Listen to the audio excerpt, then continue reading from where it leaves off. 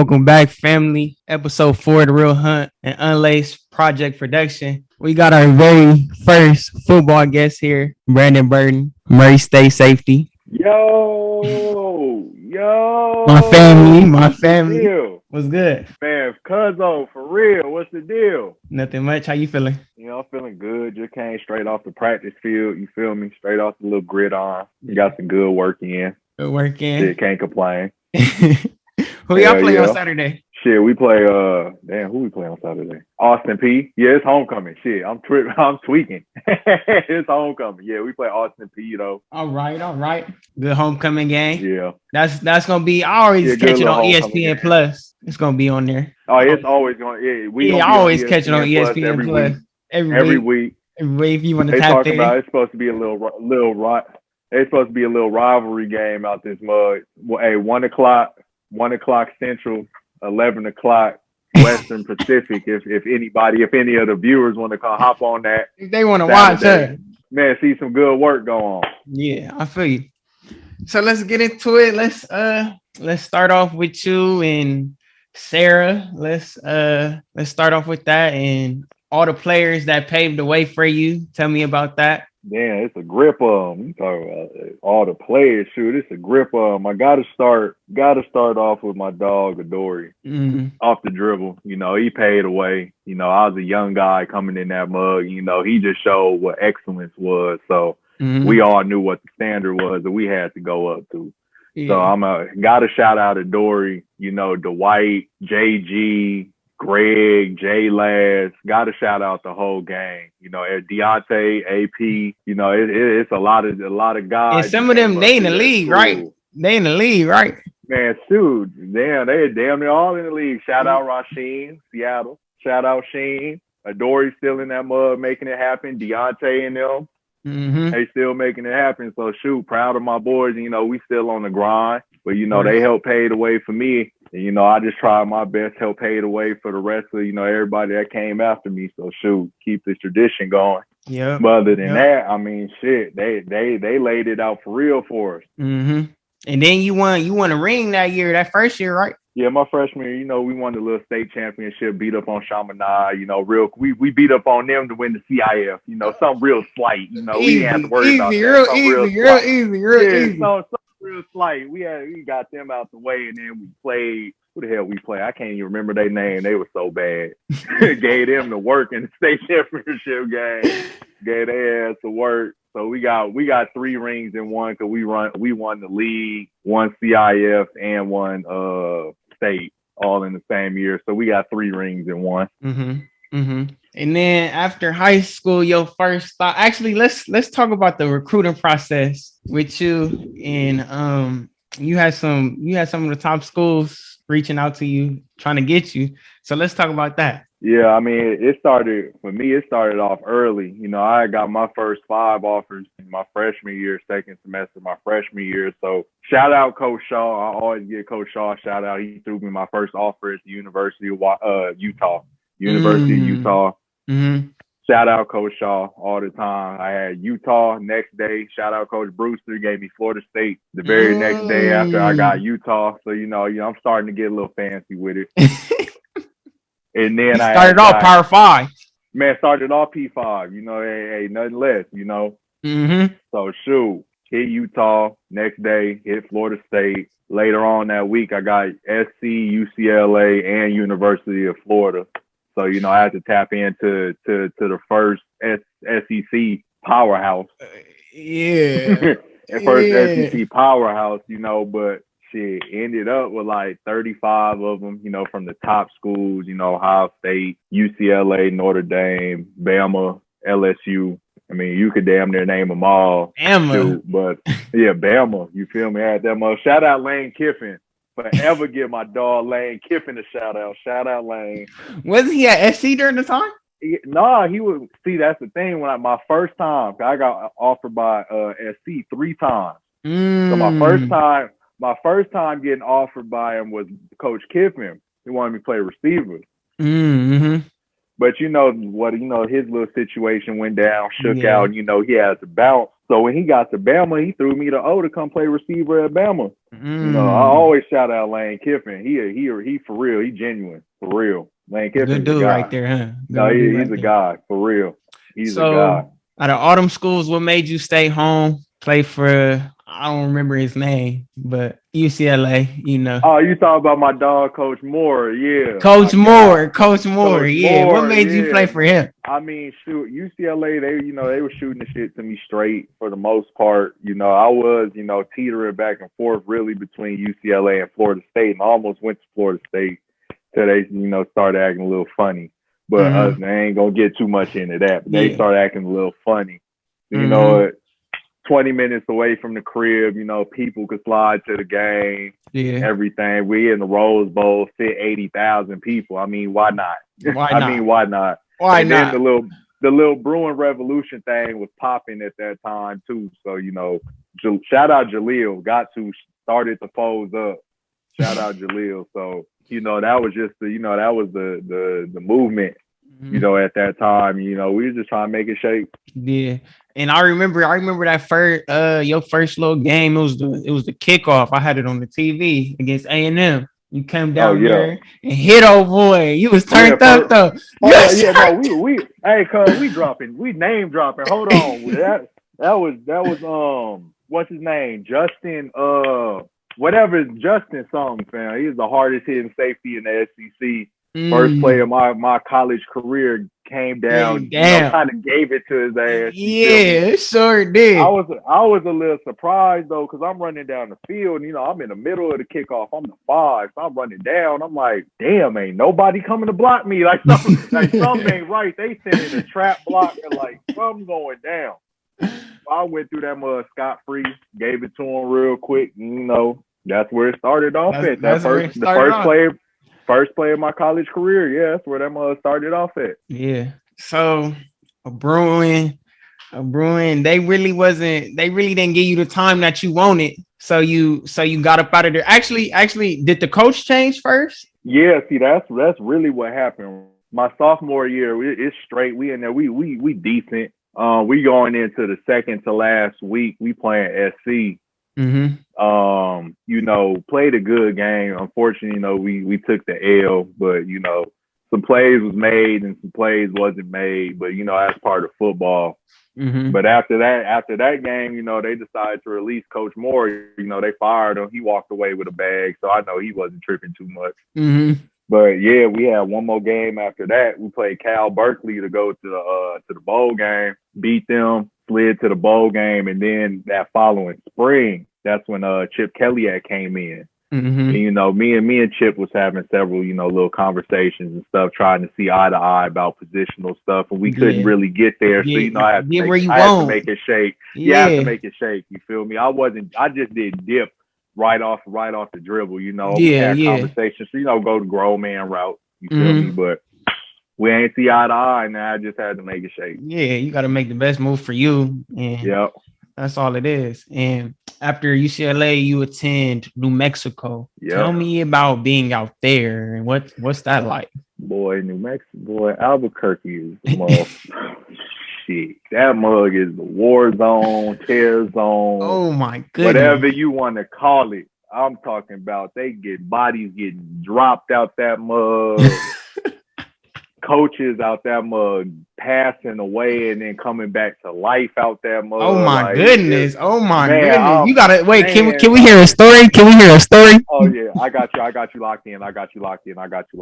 So we playing this after my blue shirt season. So it's my first season playing there. We playing Sam Houston. They one of the top FCS teams, So we trying to, get right with them. We end up beating them or whatever, but our coach, he had heart attack during the whole second half. I'm like, we ain't even know. So we win the game, hit the locker room. He give his little post game speech, and we like, okay, we feeling it. We about to go back to the crib, turn up, do something. Nigga has a heart attack, died right in front of the whole team. I'm saying like hit the ground flat on his back, boom. We looking like, yo, like, you good? he on that mug. He just died, man. I'm talking about he hit at least like 7 minutes gone. So I'm sitting there in the locker room. I'm like, damn, this crazy. It's first game of the season. Our coach passed away. Like, this different. Next thing I know, what did I hear? And he just back alive. Like, ain't nothing happened. Like, you lying. You lying. Yo, somebody get this nigga. Ain't no way. I'm like, he start breathing, so he go out. Then he's in the hospital for a couple of days, had a bye week the next week. So, we just, trying to get everything in order. Cause I'm telling you, the whole team, coaching staff, training staff, his wife and his daughter seen it. Like, everybody's seen this man die and then come back to life. So we like, damn, this shit crazy. So we go bye week. And then we played Notre Dame without our offensive line coach was the interim head coach. We played Notre Dame. Following week after that, we sitting in the team meeting room. He walking that mud like Rocky Balboa. Boy said, like he just cheated death. Everybody looking like, boy, you supposed to still be in the hospital bed. What you doing? You don't go lay back down. But nah, yeah, that right there, that was crazy. That was crazy. So he just walked in like nothing happened. Like he just fresh out. Like, I'm saying, like he just came off the vacay or something. He came in that mug on his Rocky, 2 fists in the air. We looking like, damn, it's a ghost in here. Like, what's going on? You're not supposed to be back here for another 3 weeks, a month. I'm saying, like, it's 2 weeks after you done died. Like, you ain't just passed out. You ain't had to go to highlight. Nigga, you died, fam, for 7 minutes. I ain't gonna lie, when they hit, that's crazy. When that mug hit 5 minutes, I was like, damn, he ain't gonna come back. Next thing I know, back out that mug. Said, he up. So where was the ambulance? Where was the ambulance? Like, they catched up. They rushed up in that mug because every game gotta have emergency staff on standby. So they came in there. They was resuscitating them and that's how we know the minute count, because they got called a minute count out. Yeah. So once he hit 5, I was like, most people don't come back from 5, but apparently he had some type of heart attack that like only 2% of people survive. He pulled back up on us coaching like ain't nothing happened. Like nothing happened. He's back. Sitting there like, fam, go be with your family or something. So New Mexico, I remember that was your first year starting, right? Starting at safety, because I remember watching you against San Jose State. Yep. And that was your first time starting. It was on TV. Yeah, that was my first start against San Ho. Yeah. Yeah, you was getting it in, and then shout out San Ho, gave me a bunch of tackles. Yeah. You had a big hit. I think that was against Colorado State too. Oh yeah, sent that boy out the game. You put that. Yeah, shoulder broke off. Yeah, he out the game. You put that boy.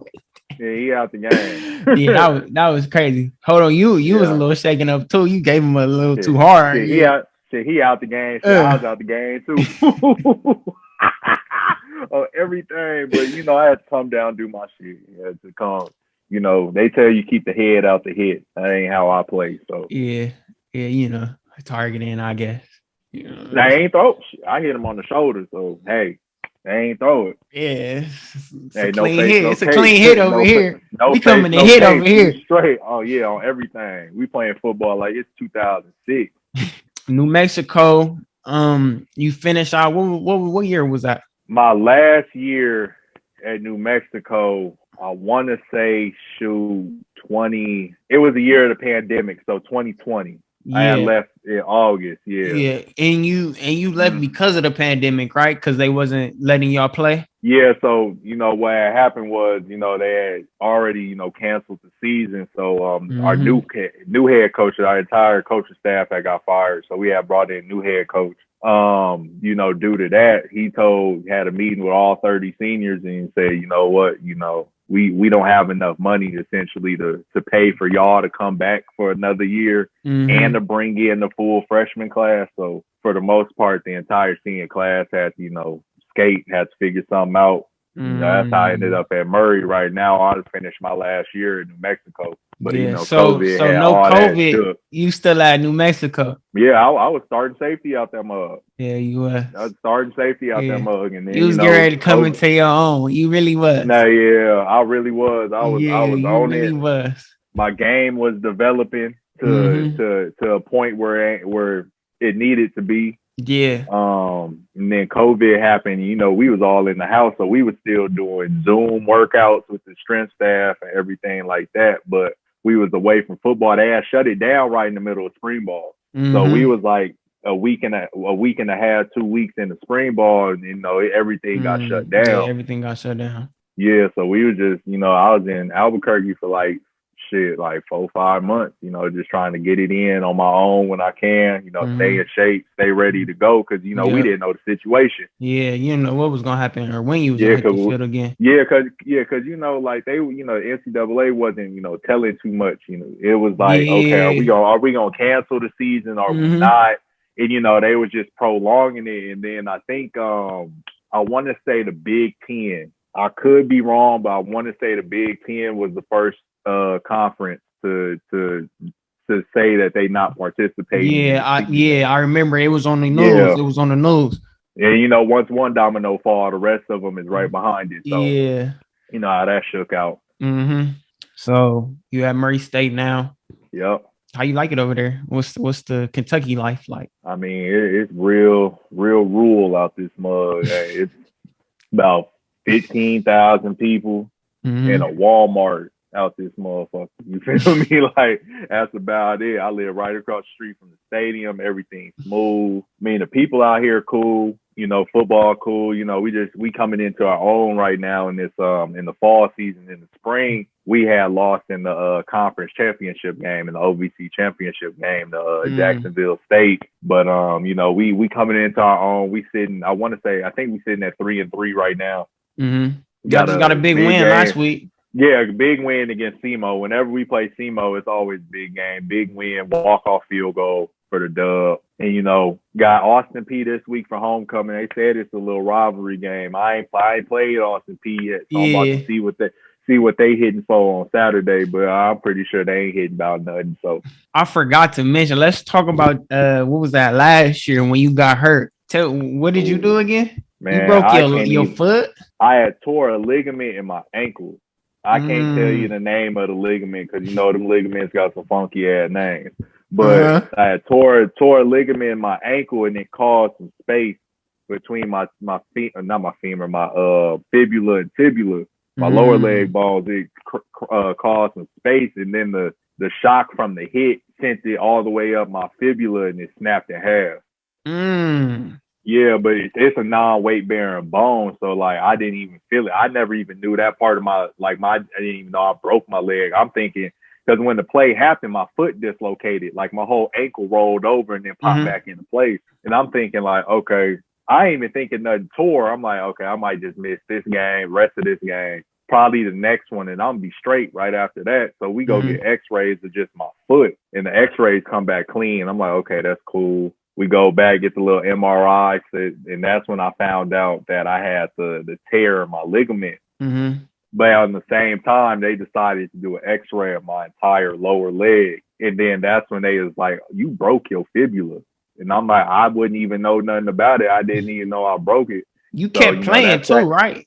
Nah, see, they sat me. Cause I knew for sure I wasn't going to play that next week. Like, that was over with. My whole foot dislocated. Yeah, rolled over and came back, so it's gonna need a little bit of time, regardless. But later on, I had 2 X-rays and MRI that next week, and that's when I found out my leg was broken. I had to have surgery, so I had surgery the following week right after that. And I had got hurt actually against SEMO. Yeah, we was playing SEMO. It's fourth quarter. I had messed my foot up, and then after that was like our second game of the year, something like second, third game. So we only played I think 5, 6. So I missed the whole little rest of that spring season. But I started off getting right, first game against UT Martin, and then I was going a little crazy against SEMO, and then injuries happen. It's part of football though. Part of the game. It's part of the game. Yeah, part of the game. So UCLA, New Mexico, Murray State, how is the football different, like each conference? I mean, you could the obvious difference is the money. That's the obvious difference. You know, you coming from Power 5, Pac-12, then going to the Mountain West, you know, which is still a prominent, you know, most people will want to put them in like, you know, Power 6 conference, you know, something like that, you know, kind of say it like that. So, you know, they still have some, you know, some bread on them. And then when we came here, it's playing FCS football, they have to divvy the money up different. So like different amounts of money got to go to like uniforms or to like to the strength staff or to the players. You know, they gotta. It's the way that they gotta break the money up, and then it's obviously not as much money that they gotta break up. So you know, that's the major difference. And then like just the honestly like the amount of scholarship players and then just the amount of people that's just on the team, you know, it's a lot smaller. So, I mean, other than that, the coaching is really, you know, kind of about the same, give or take some, you know, some intensity. But other than that, coaching is just going to be coaching regardless where you go. You're going to have good coaches. You're going to have bad coaches. But here, you know, everybody's straight out here. Coach Hood, our head coach, we rock with him. He's a genuine dude. Yeah, he's a genuine dude. So, you know, we rock with Coach Hood and then his staff, you know, they take on how he feel, his principles, the stuff he stand on. You know, they try and, you know, take that stance, you know, family and everything like that. So, you know, I'm surrounded by a bunch of good people. Yeah. So being from the West, how that cold treat you? I pulled up I came in January. We had a snowstorm in February, and I guess like it was supposed to be the biggest snowstorm they've had out in this region like the last 10, 15 years. Dang. I'm talking about, you know, coming out from LA, you know, we ain't got no snow. I'm talking easy like 2 feet of snow. Easy. Dang. They had everything shut down, but like the way we had to do it since we just started the season, or was like on our second. Well, really, yeah, we had just started the season. Like we had to go practice sometimes indoors in the basketball gym. You know, we in that mug, helmet, shoulder pads, and shoes. Really like going through a full practice. Dang, on the court. Other than that, on the court, I'm saying like that. I ain't never did nothing like that though. That was wild. That's different. Other than that, I mean, the cold ain't nothing too bad. Once you come to the crib, you know, cut the heater on. We got the blankets or whatever. You feel me? Get real snuggly. Yeah. And then, I feel you. Other than that, though, it's straight. I mean, it's starting to get a little cold out here now, though, once October hit. The temperature's starting to drop a little bit, but it ain't nothing too bad. Yeah. Yeah. So, as you brought up the gym, you know, I've been talking to hoopers. You an ex-hooper. Can you give me a little bit on that? How you was on the court? I mean, if I had to give myself a play style, you feel me, like damn near Magic Johnson, Kobe Bryant. No, I'm messing with y'all. I'm messing with y'all for real though. Oh my goodness. Too, I had my little game to me. I would say more of a point guard style. You know, I could go in there and get me a little bucket, but I'm looking, you know, facilitate, you know, to my teammates. You know, that's kind of the same thing. Playing safety, you the quarterback of the defense, and you know, point guard, quarterback of the basketball team. Really, so you know that really came natural. I just like, you know, getting my guys involved, and when I got to go get a bucket, I got to go get a bucket. I probably say, you know, something like a poor man CP3 or something like that. Okay, you know, I like little that. Chris I Paul, like that. yeah. I like that. Little poor man Chris Paul, yeah. On the field, who is your biggest influences? Who is your favorite player? Who's the most influential to you?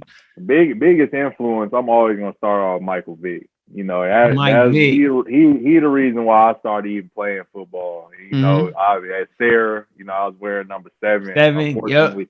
Unfortunately, I couldn't get 7 at no time in my college career, but you know, Mike Vick started it off for me. You know, Mike Vick, and then also got to give him, you know, shout out to Reggie Bush. He had SC going crazy at the time, you know. So, you know, Mike Vick, Reggie Bush, always got to, you know, you see the hair out, got to rock with my boy Troy Polamalu. Got to easy, and he was at SC, so you know, SoCal. And, you know, just all the hard-hitting safeties, Ed Reed, Sean Taylor, Troy Polamalu, you know, all those guys just always was influences to me.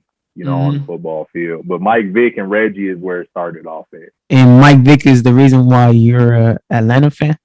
Man, we ain't even about to get into it on me. Yeah, like I rock with the Falcons, but they kind of blew me this year though. Trading Julio, they kind of blew me for that one. But I'm still rocking with them Dirty Birds. We blew the Super Bowl, but it's all right. We gonna be back eventually. We're gonna be back eventually. It's all right. I can't say soon. We're gonna be back eventually. Eventually. Some point. Yeah. So I mean, they blew it. So outside of that, I'm just rocking. I rock with the Rams and the Packers right now because they some teams that don't actually do something. Atlanta ain't about to make nothing shake this year. Shout out, Tyler, my homeboy, Sarah played for the Rams. Shout out Big Draws, Chris Barnes, starting linebacker for the Green Bay Packers. Oh, my old roommate. Yeah, got to shout out the guys, over there, getting that work in the league. And I know for you, that's still the main goal. And we gonna get that easy. No, yeah, it's easy. We gonna get that easy. We gonna go ahead. We're gonna go ahead and put that work in. That's one thing. We ain't never been ashamed to work, No, so just gonna get that work. As long as you work, you gonna reap what you put into it. So exactly. I put in a lot. And I put in a lot, so on the back end, I'm just gonna keep going regardless of what it looked like. You feel me? I'm just gonna keep pushing, keep going. But yeah, the league is for sure the number one. That's still the goal. And then after that, I really want to get into this coaching. Coaching college football, because coaches really don't know the impact that they have on these young men's lives, especially the ones that's coming in like 18, 19, 20-year-old men. Young men like that. So like they really don't know how much that just can affect them.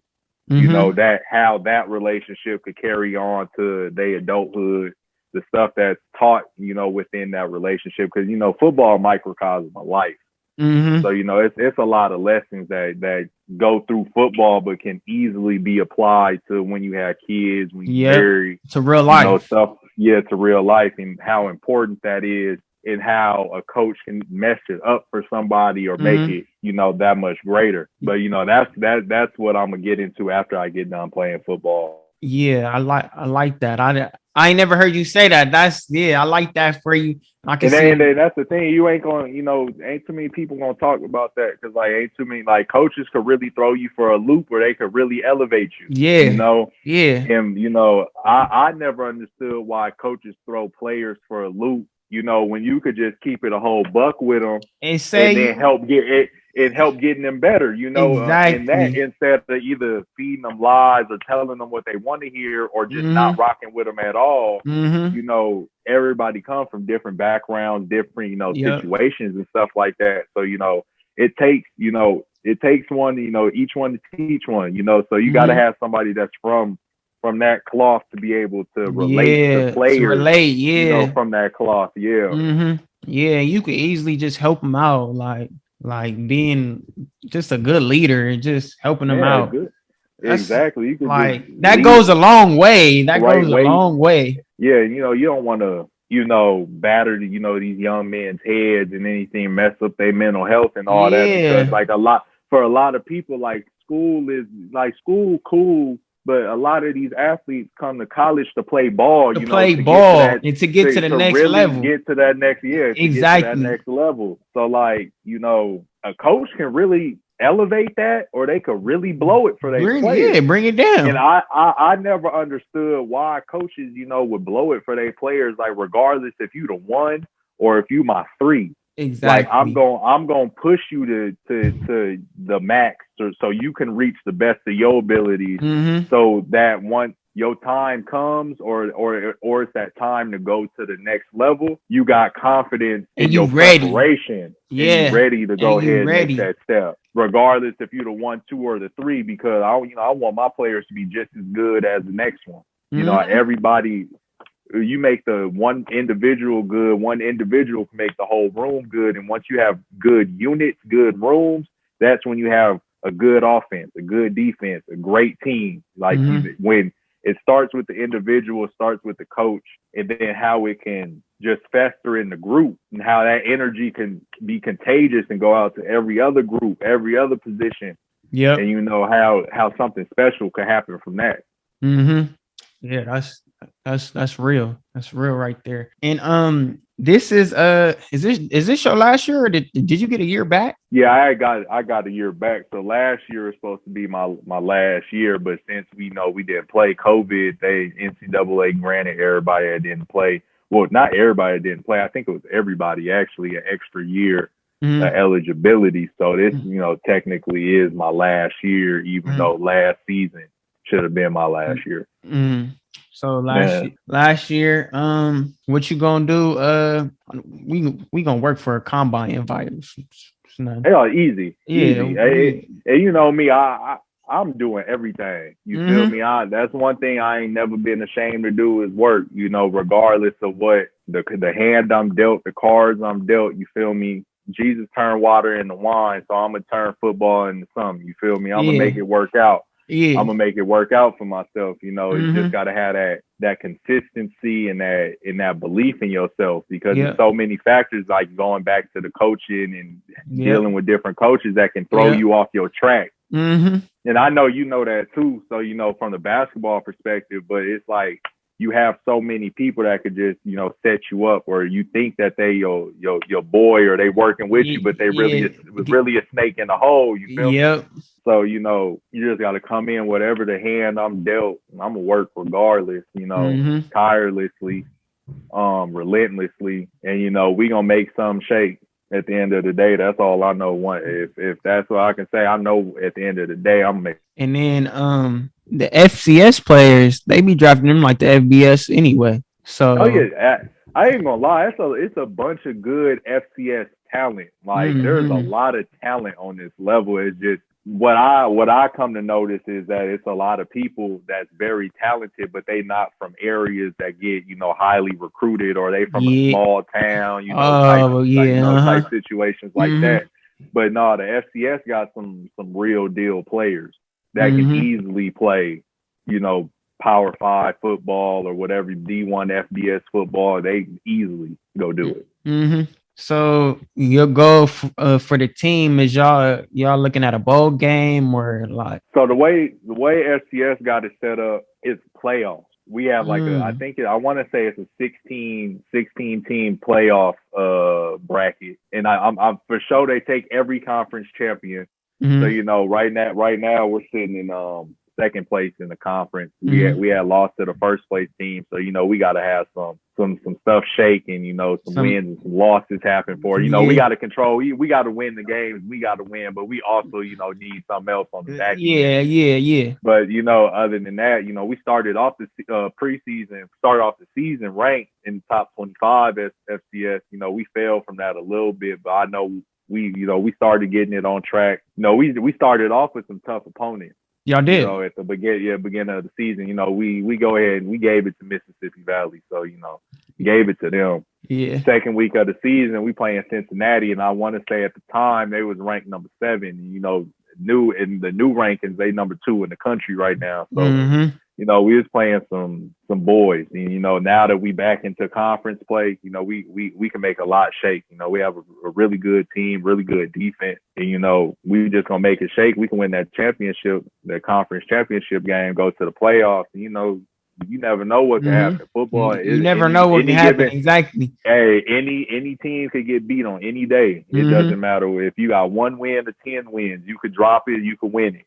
So and in that playoffs, it's gonna be people gonna be watching too.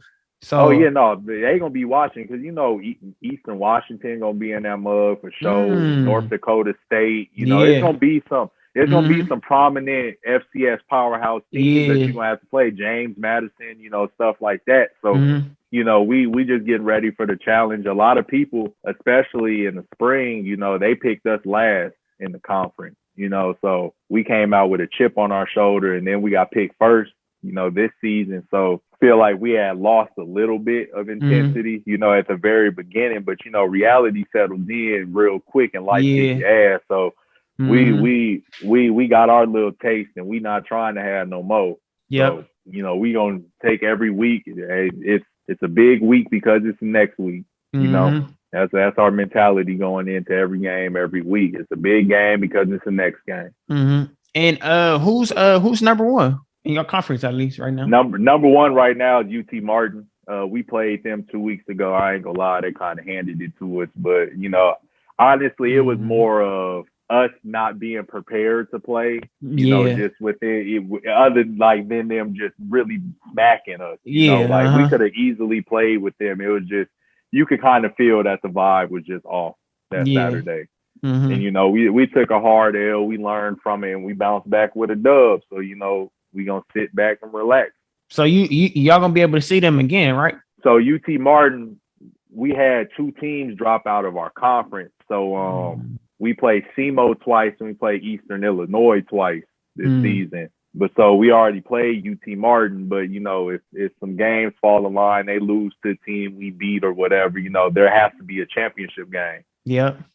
So we gonna have to make it do what it do. Yeah, of course. Easy.